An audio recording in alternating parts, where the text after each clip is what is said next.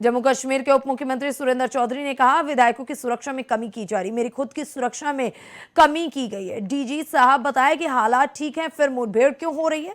अगर यहाँ मिलिटेंसी नहीं है तो फिर ये एनकाउंटर किस बात का है? कुछ रोज पहले फारूक अब्दुल्ला साहब पर हमला हुआ, आज फिर से एनकाउंटर शुरू हो गया। पिक एंड चूज पॉलिसी पर आप सुरक्षा देंगे तो ये लोकतंत्र का मजाक है।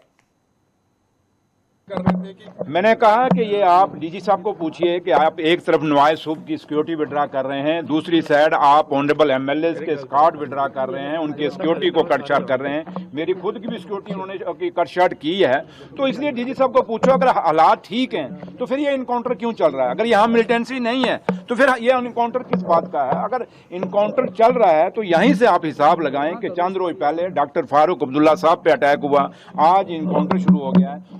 उसके बाद आप चुने हुए नुमाइंदों के और पिक एंड चूज बेसिस पे आप सिक्योरिटी लोगों को देंगे तो ये डेमोक्रेसी का मजाक है। लेकिन मैं फिर भी एलजी साहब, क्योंकि पुलिस के इंचार्ज हैं, मुझे लगता है कि कल हाउस में जो कंसर्न शो किया गया है, एलजी साहब खुद इसमें इंटरवीन करेंगे और सिक्योरिटी जिसकी जितनी बनती है और जितनी बंदे को थ्रेट परसेप्शन है उसके मुताबिक सिक्योरिटी का वो इंसाफ करेंगे। और जिन लोगों को सिक्योरिटी की जरूरत ही नहीं है और जो ऐसे ऐसे लोग हैं, जैसे मैंने कल भी कहा कि जिनको घर वाले भी नमस्ते करके राजी नहीं है, उनको आपने 10-10 PSO दिए हुए हैं, ये बात चलने वाली। इसलिए सिक्योरिटी, जम्मू कश्मीर एक ऐसी स्टेट है, यहाँ सिक्योरिटी की प्रॉब्लम है। अगर यहाँ सब हालात ठीक हैं तो फिर स्टेट का दर्जा बहाल कर दीजिए।